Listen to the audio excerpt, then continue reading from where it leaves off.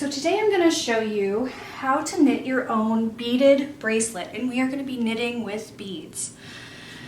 And we are going to be adding this toggle clasp with our knitting.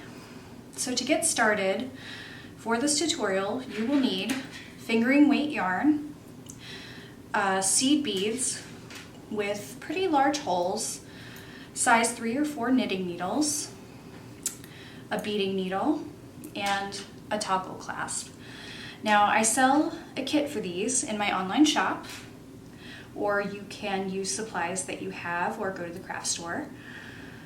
So to get started, first we want to cast on our yarn, and we want to start by threading our yarn through our beading needle and getting that clasp, that first end of our clasp threaded through that yarn.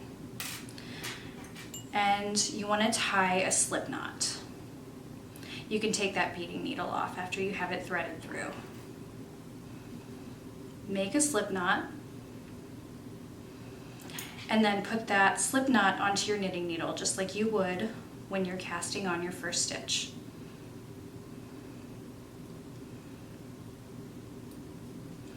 And we're going to be casting on 7 stitches, so this counts as your first stitch.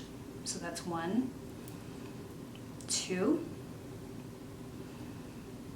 3, 4, 5, 6, and 7. And you see that clasp is now attached to that first stitch. And we're going to be knitting this bracelet like you would knit an I-cord. So we're going to knit all the stitches, but instead of turning our work, we're going to actually be working on double pointed needles, sliding our work to the end of the needle and knitting at the beginning of each row. So to begin, knit all of your stitches. 1, 2, 3, 4, 5,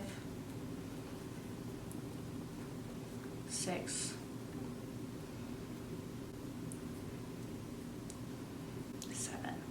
So instead of turning our work here, we're going to slide our stitches to the end of the needle and knit it like you would an I-cord. The reason for doing this is it makes it a little bit tighter and a little bit thicker of a stockinette stitch. And I find that's a nice texture for a beaded bracelet. So we'll just knit those stitches again. 1, 2, 3, 4, 5, 6, and 7. And again, slide that to the end of the needle and knit all those stitches. 1, 2, 3,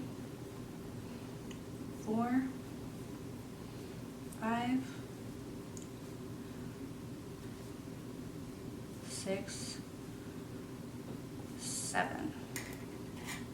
So now you can see you've got a very pretty tight and a little bit thicker stockinette stitch starting to form there. And you're ready to start adding your beads.